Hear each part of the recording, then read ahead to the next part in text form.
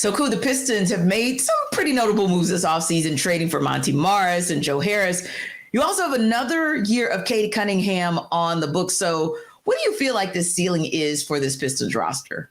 I think the ceiling for this team is hovering around mid-30 wins for this upcoming season. You're going to get another year, like you said, of Cade Cunningham, hopefully fully healthy throughout the entire season, get to see his development.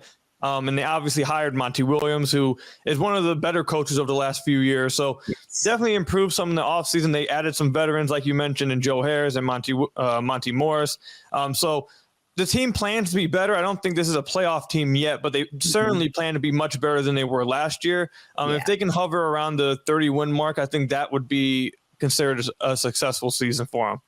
Yeah, and I would agree as well, because when you look back at 2015, 2016, that's the last season where they had a winning record, 44-38. But you got to believe that with Cade Cunningham and with Jaden Ivey and some of the veterans that they added on the roster, Arcir Thompson, that it's going to be a good look for them to at least make some noise. You know, and kind of Ku, they remind me of like an Orlando Magic, right? Like we don't quite know what we're going to see, but they definitely have the pieces. And I think more importantly, to your point, they've got Monty Williams. He's someone who has won at the highest level, maybe just short of obviously a title, but definitely has won at the highest level, has had some of the best players, future Hall of Famers, and can probably bring a lot in terms of his philosophy and expectations and having a winning mindset to this team. But when you think of it now that you've seen him through training camp and starting to just get closer to the regular season, what do you think is that one thing maybe that Monty Williams brings that tells you, hey, yeah, I think this is going to be the difference maker for this team?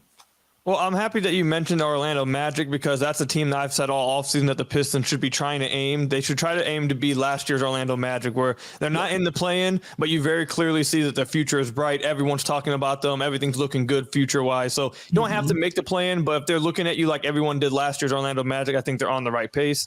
But with Monty Williams, I think the one thing I'm watching with Monty Williams is two things. One, are they actually going to play players that maybe that give you the better chance to win right now, or are they still going to give more time to just developmental players? So far, everything we've heard sounds like that, hey, you're going to have to be the better player to be able to see the floor. So no more handing out minutes just to guys that, because they're young and you want to see them play, try to get development. It sounds like that's just going to be about whoever's the best player is going to be touching the floor, which also, causes a lot of battling and causes young players to maybe up their game a little bit to know that there's an expectation among them to be able to get on the floor. That's the first thing. And then the second thing would be offensively. One thing with Dwayne Casey that I was not too big of a fan of the last few years was the creativity within the offense. And I hope, based off what I've talked to within the Suns community, some of the games I watched in the Phoenix Suns, I hope that Monty brings some of that creativity that he had offensively with Devin Booker and CP3 over to the Pistons when it comes to Cade Cunningham, Jaden Ivey, and even Jalen Duren and Arcir Thompson. Their first preseason game happened, and you already saw them using Jalen Duren at the hub, passing from the high post. You saw Arcir Thompson running the break and transition. You saw them doing a bunch of stuff, especially a lot of high pick and roll with Cade. So that's probably the main thing schematically that I'm looking forward to from Monty. Yeah, I like where you're going with that one, because it's interesting because having that conversation about the Magic and having seen them, as they played the Hawks down here in Atlanta, I thought to myself, like, yeah, there are times when you look at a roster on paper and you say, wow, they're up and coming. But having covered covering the Hawks and having seen the Magic in action, and then last year seeing Cade when Cade was healthy, seeing him in action he's a pretty special player. So I think you're absolutely right. There are enough pieces in there for the Pistons to at least say, hey, we haven't arrived, but we're arriving. And then let's be real, Ku. The Eastern Conference is kind of the cray-cray, right? At least that's what I like to say, because you've always got the 1-2 punch essentially of the Bucks and Celtics, and maybe sometimes, the Heat will creep in, and every now and again the Bulls will kind of threaten to get in the 1-2. But I honestly feel like after you get past the 1 and the 2, it's just anybody's game as far as like who gets the 3 through 6 seed and who ends up in the play-in.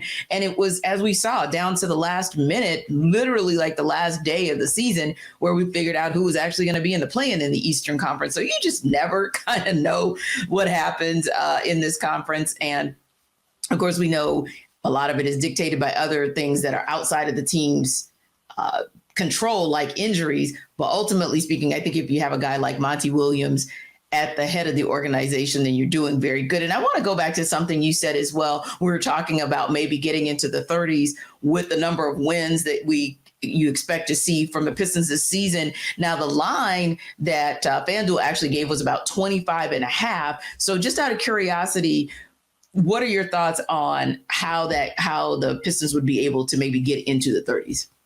I think that if the Pistons should be aiming, I think, for 32 wins this season. That would be a 15-win improvement over the last season. Now, last year, there's a lot of discussion about whether the Pistons actually were the worst team in the NBA this past season, or if it was only because Cade got hurt. I think Cade maybe adds a few wins, but I still think the Pistons would have been probably a bottom 3 team nonetheless last season. I say that to say that a 15-win jump sounds like a lot when you look at normal 17-win teams, but I think the Pistons probably were hovering around like a real-life 21 to 22 win team. So 10 wins still would be a big jump, but not as drastic as a jump as like 15 or 16 games would be.